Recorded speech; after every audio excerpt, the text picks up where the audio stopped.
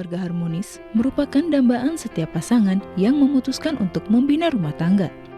Dalam perjalanan hidup bersama, diperlukan rasa saling mendukung dan komunikasi yang baik. Karena dalam sebuah pernikahan pasti akan ada ujiannya masing-masing. Dalam Islam, keluarga merupakan sebuah amanah yang harus dipelihara dengan penuh tanggung jawab oleh sepasang suami istri. Lantas, bagaimanakah menjaga rumah tangga agar tetap harmonis? Sebaik-baik kalian adalah yang paling baik kepada keluarganya, dan aku adalah yang paling baik kepada keluargaku. Hadis riwayat Tirmizi. Dalam surat Al-Baqarah ayat 187.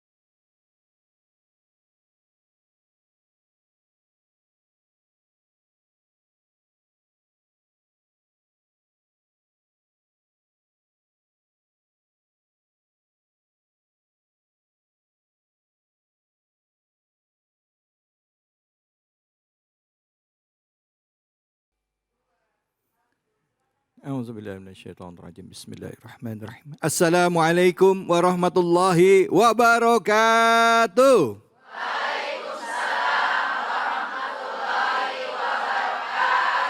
Alhamdulillah, Ibu sehat Bu?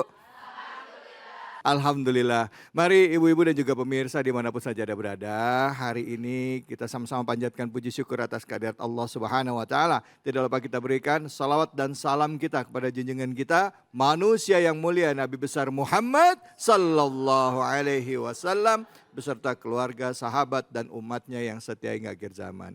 Bu, semua orang kepengen rumah tangganya bahagia, betul apa betul? Begitu nikah, ijab kabul selesai, berasa dunianya itu pengennya jadinya rumah, ya bahagia. Punya anak keturunan yang soleh, soleha. Hari ini kita akan mengangkat tema yang insya Allah lekat dengan keseharian kita, yaitu mengenai rumah tangga, yaitu menjaga keharmonisan rumah tangga. Dan pada kesempatan hari ini, seperti tadi di awal kita sudah sama-sama menyimak ya pembacaan ayat suci Al-Quran yang menjelaskan juga tentang keluarga ya di dalam Al-Quran. Nah, untuk lebih jelasnya hadir bersama kita guru kita, yaitu hadir Al-Mukarram Dr. Erik Yusuf dan juga Ustadz Tamami. Assalamualaikum warahmatullahi wabarakatuh. Udah dipanggil dokter aja, baru ujian tertutup, terbukanya besok. Udah ujian tertutup itu, kalau udah ujian tertutup berarti insya Allah udah sah ya Bu ya. Amin. Dokter ya. Doain ya Bu. Amin, amin. Pak Dokter, terima kasih. Pak Ustadz Tamami, kita Mami. Ini kalau sama beliau bawaannya ceria aja Bu ya. Yang penting ketawa aja, senyum aja Ibu. Bawa seneng aja ya Ustadz ya. Betul, bawa seneng. Betul sekali. Nah, ngomong-ngomong soal bawa seneng, ini pasti ada hubungannya juga dengan diri kita sendiri ya. Pada saat kita ngerasa bahagia, sulit aja ya, hati kita yang penting, hati kita ngerasa tenang, yang sulit aja kadang-kadang bisa nggak kerasa. Nah, itu dampaknya ke rumah tangga. Nah, kuncinya di ibu, Pak. Betul nggak Ustadz? Silakan Ustadz penjelasan yang pertama, Fadol. Oke, Ustadz. Baik. Assalamualaikum warahmatullahi wabarakatuh. Kita seringkali mendengar tentang ketahanan keluarga, betul nggak? Karenanya sebuah bangsa itu bergantung terhadap apa? Terhadap ketahanan keluarganya, keharmonisan keluarganya, bagaimana pendidikan keluarganya. Jadi keluarga ini memang satuan terkecil yang akan memperlihatkan kesolehan sebuah bangsa, peradaban sebuah bangsa, betul nggak? Karenanya kalau kita lihat, apalagi ketika seorang ibu disebut madrasatul ula, ini penting sekali bagaimana seorang suami, betul-betul menjaga agar supaya performance istrinya itu agar supaya tetap harus selalu bisa kemudian mengayomi keluarganya dengan ketenangan, ya kan? Agar supaya ibu-ibunya nggak jadi istri-istri, nggak jadi cerewet, nggak jadi sedikit-sedikit marah sama anaknya, nggak kemudian cubit gitu kan. Nah karenanya perlu yang namanya kerjasama antara suami dan istri untuk membangun tadi. Bagaimana keluarga ini bisa menjadi satu cahaya untuk kemudian membawa bangsa ini atau membawa masyarakat ini menjadi masyarakat yang soleh. Nah intinya jadi begini. Kalau kita lihat betapa yang namanya keharmonisan keluarga itu kalau tadi disampaikan ada hunna libasulakum wa antum libasunahunna. Jadi digarisbawahi bahwa yang namanya suami itu pakaian buat istrinya, ya istri itu pakaian buat suaminya. Nah secara singkatnya pakaian atau libas ini, ya libas ini punya beberapa konsep. Pertama adalah bagaimana saling melindungi. Pakaian ini kan harus menjadi yang namanya melindungi kita dari cuaca, dari serangga, dari binatang. Bahkan sekarang yang namanya pakaian ini bisa menjadi melindungi kita dari senjata, peluru dan lain-lain. Harus saling melindungi. Yang kedua artinya apa? Yang namanya pakaian ini memberikan kehormatan. Saling menutupi yang namanya kekurangan. Ya, jadi artinya izzah ini dari salah satunya pakaian. Jadi kalau misalnya pengen lihat seandainya, ini istrinya Ustadz David Khalik nih, betapa ini solehah sekali. Kemudian ini menjaga kehormatan suaminya. Ini salah satu pakaiannya. Begitu juga, wah ini Ustadz Tamimi ini, beliau ini bukan orang yang cengengesan, centil-centil sama-sama yang lain gitu. Beliau ini menjaga kehormatan istrinya kan begitu ya. Nah jadi itu salah satunya. Nah kemudian banyak lagi ya konsep libas itu. Nah inilah yang kemudian harus selalu dijaga di dalam rumah tangga. Agar supaya apa? Ingat, ku anfasakum wa ahlikum naro.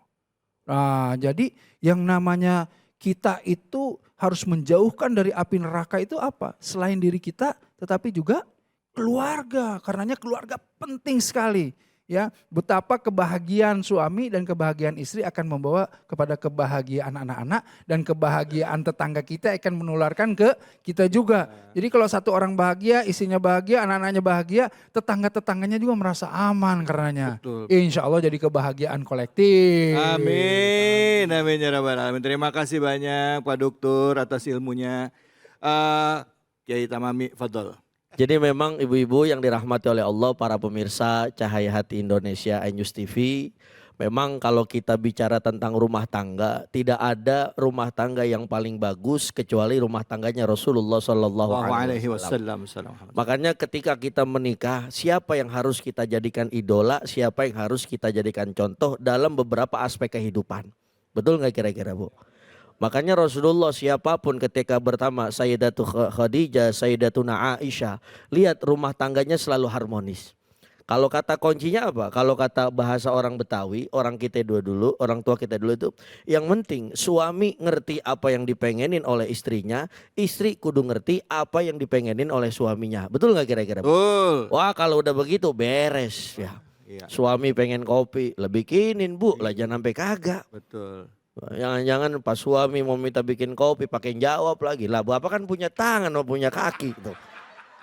Kalau model rumah tangga begitu jangan harap rumah tangga menjadi rumah tangga yang harmonis. Makanya judul pada kesempatan hari ini adalah judul yang luar biasa. Yeah. Karena memang rumah tangga kita itu menentukan bagaimana nasib ketika nanti kita di akhirat. Yeah. Rumah tangganya baik maka mudah-mudahan syurga tempat kita. Amin ya Allah. Kan girang tuh misalkan rumah tangganya baik, suaminya baik, rajin sholat. Yang namanya suami kan imam ya Bu ya. Betul. Istrinya juga soleha jadi makmum. Betul. Makanya kadang-kadang kalau dalam hal rumah tangga jangan pernah lepas dari Rasulullah Shallallahu Alaihi Wasallam. Sebab kalau soleh semuanya enak Bu. Apalagi suami soleh, istrinya soleha. Anak keempat. Ya. 2 laki, 2 perempuan, dua-duanya soleh, dua-duanya solehah, Masya Allah. Itu rumah tangga yang didambakan oleh seluruh orang di dunia ini. Betul nggak kira-kira? Betul. Artinya di awal ini mari sama-sama kita bangun rumah tangga yang harmonis. Caranya seperti yang diajarkan oleh Syekh Said Ramadan Al-Buti dalam kitabnya Al-Hikam Al-Athaiyah fi Syarhi wa Tahlil. Jangan pernah rumah tangga jauh dari Allah Subhanahu wa taala. Allah. Wah, rumah tangga kalau udah ada Allah Subhanahu wa taala, apapun masalahnya, apapun problemnya beres. Betul nggak kira-kira? Betul. Makanya banyak-banyakin ngucap la haula Wala. wala quwata illa billahil aliyil azim. Inilah kunci rumah tangga supaya harmonis, sakinah, mawaddah, warahmah. Cuman kalau kata saya Ustaz, tambahin satu lagi. Bukan hanya sakinah, mawaddah, warahmah, tambahin wal barokah. Supaya rumah tangga kita diberkahi oleh Allah Subhanahu wa ta'ala. Amin. Begitu kira-kira Awang. Masya Allah, terima kasih banyak guruku. Baik, bicara mengenai rumah tangga yang harmonis. Sekarang ini di era sosial media, tidak jarang kita lihat influencer ya yang memberikan inspirasi kepada kita semua melalui gambaran rumah tangganya. Niatannya tuh baik bahwa mengajarkan kepada teman-teman atau juga orang-orang yang menyaksikan media channel sosial medianya itu gimana membentuk rumah tangga yang sakinah, mawaddah, warahmah. Tapi tidak jarang juga pada saat kita menampilkan itu kebahagiaan rumah tangga kita, ternyata di balik itu semua ada ujian yang bertubi-tubi yang diberikan Allah kepada kita. Seperti yang dialami oleh saudari kita ini, yaitu Aprila Majid yang hadir sudah bersama-sama dengan kita. Assalamualaikum warahmatullahi wabarakatuh. Waalaikumsalam warahmatullahi wabarakatuh. Masya Allah, Aprila apa kabar? Alhamdulillah baik. Maaf ya, kalau saya ajak ke sini sebenarnya bukan kita mau buka aibnya, tapi kita mau belajar ini. Kita tahu kan Aprila sama suami ya, itu rumah tangganya image-nya kesannya itu baik gitu ya, harmonis ya, banyak yang aduh seneng deh lihat rumah tangganya gitu. Nah, tapi kalau saya nggak salah juga dalam beberapa waktu terakhir ini juga dapat ujian juga malah di balik itu semua, benar ya April? Iya, qadarullah. Iya. Sekarang gimana rumah tangganya? Kondisinya seperti apa saat ini? Yang dijalani sekarang dalam fase apa? Sampai hari ini masih proses untuk perceraian goib dan Perceraian goib. menuntut hak anak Oke, dan sebentar. keluarga. Perceraian sekarang sedang berada di fase perceraian goib dan untuk menuntut hak anak. Oke, jangan mana nanti kita lanjut ya. Saya baru dengar nih Bu istilah perceraian goib. Mungkin ada juga yang udah dengar. Ya nanti kita tanya sama guru-guru kita dan juga bicara mengenai hak istri ya terhadap anaknya pada saat sebuah rumah tangga menghadapi ujian bahkan sampai di fase perceraian. Jangan kemana-mana, tapi sini di Cahaya Hati Indonesia.